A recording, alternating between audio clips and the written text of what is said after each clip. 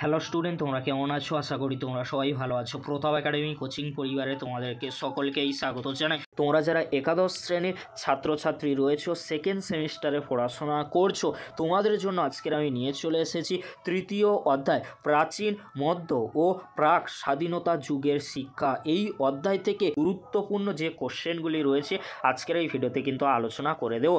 এই অধ্যায় থেকে একটি 2 মার্কসের প্রশ্ন ও একটি 10 মার্কসের প্রশ্নের উত্তর কিন্তু লিখতে হবে, অথবা 10 মার্কসের কোশ্চেন যদি না আসে তাহলে দুটি 5 মার্কসের কোশ্চেনের উত্তর তোমাদেরকে লিখতে হবে। চ্যাপ্টার 3 অর্থাৎ তৃতীয় অধ্যায় প্রাচীন, মধ্য ও প্রাক স্বাধীনতা যুগের শিক্ষা। এই অধ্যায় থেকে টোটাল মার্কস থাকবে 12 মার্কস। তাহলে এই অধ্যায় থেকে যেহেতু 12 নম্বর থাকবে, তোমাদেরকে অবশ্যই কিন্তু ভালো করে পড়তে হবে। এই 12 মার্কস কমন পেতে অবশ্যই এই ভিডিওটি এন্ড পর্যন্ত দেখতে হবে। আর আজকের এই ভিডিওতে যে কোশ্চেনগুলি আলোচনা করব, পরবর্তীতে খুব তাড়াতাড়ি তোমাদের জন্য উত্তরগুলি নিয়ে আসার চেষ্টা করব। আর তোমরা যারা পেড পিডিএফ নোটস কিনতে চাও, অবশ্যই তোমরা আমাদের সাথে যোগাযোগ করতে পারো। এই ভিডিও ডেসক্রিপশন বক্সে হোয়াটসঅ্যাপ গ্রুপের লিঙ্ক কিন্তু আমি দিয়ে দেবো। চলো বেশি দেরি করবো না, প্রথমে আমরা দেখে নেবো 2 মার্কসের গুরুত্বপূর্ণ কোশ্চেনগুলি।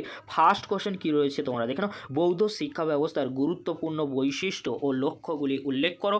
দুটি করে অবশ্যই তোমরা দেখে রাখবে। প্রাচীন যুগের বৈদিক শিক্ষার দুটি বৈশিষ্ট্য লেখো। প্রব্রজ্জা কি, সমাবর্তন কি, অপরাবিদ্যা কি। এই কোশ্চেনগুলি তোমরা ভালো করে রেডি করবে। পরবর্তী কোশ্চেন, অষ্টাঙ্গিক মার্গের 8টি বিষয় কি কি, উপনয়ন কি, বৈদিক শিক্ষা ব্যবস্থায় শিক্ষকের 2টি গুণ লেখো। 4টি আর্য সত্য কি কি, মাদ্রাসা শিক্ষার উদ্দেশ্য লেখো। বক্তব্য কি, চতুরাশ্রম প্রথা কি। পরবর্তী কোশ্চেন, ব্রাহ্মণ্য শিক্ষায় পরীক্ষা পদ্ধতি কীরূপ ছিল। ব্রাহ্মণ্য শিক্ষার 2টি লক্ষ্য লেখো। ব্রাহ্মণ্য শিক্ষা ব্যবস্থার সীমাবদ্ধতা বা ত্রুটিগুলি লেখো। ভারতে ইসলামীয় শিক্ষা ব্যবস্থার বৈশিষ্ট্য ও লক্ষ্যগুলি এবং সীমাবদ্ধতা বা ত্রুটিগুলি লেখো। পরবর্তী কোশ্চেন, মধ্যযুগের ইসলামিক শিক্ষার প্রতিষ্ঠান হিসেবে মাদ্রাসার ভূমিকা লেখো। পরবর্তী কোশ্চেন কী রয়েছে তোমরা দেখো। কার্জনে শিক্ষা নীতির বৈশিষ্ট্যগুলি লেখো। নারী শিক্ষা বিষয়ে কার্জনের নীতিগুলি কি কি। প্রাথমিক শিক্ষা ও উচ্চ শিক্ষা বিষয়ে কার্জনের নীতিগুলি কি কি।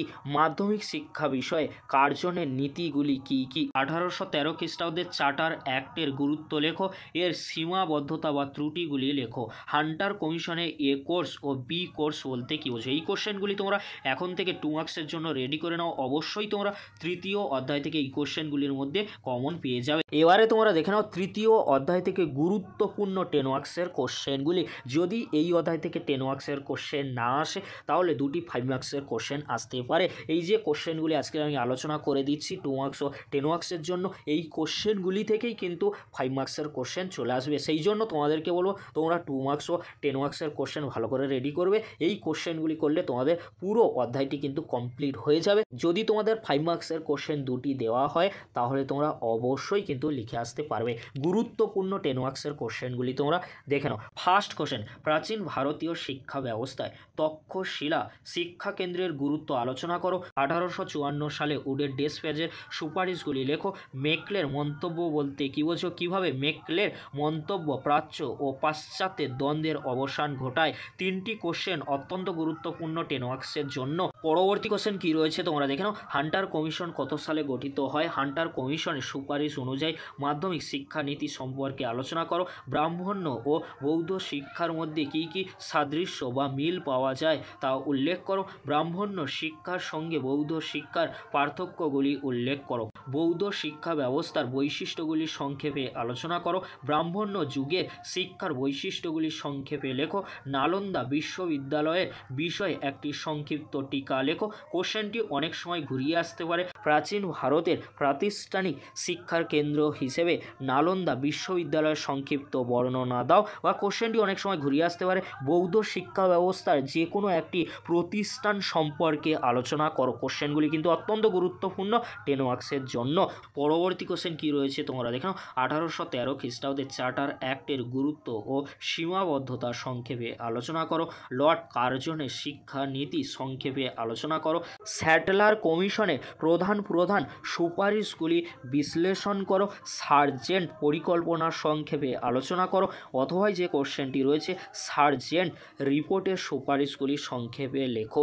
এই কোশ্চেনগুলি তোমরা এখন থেকে ভালো করে রেডি করে নাও। অবশ্যই তোমরা তৃতীয় অধ্যায় থেকে এই কোশ্চেনগুলি থেকে সমস্ত কোশ্চেন কমন পেয়ে যাবে, আর 12 মার্ক যে রয়েছে সেটাও তোমরা অনায়াসেই কিন্তু পেয়ে যাবে। আজকের এতটুকু, পরবর্তীতে এই কোশ্চেনের উত্তর নিয়ে ফিরছি। ভিডিওটি দেখার জন্য তোমাদেরকে অসংখ্য ধন্যবাদ।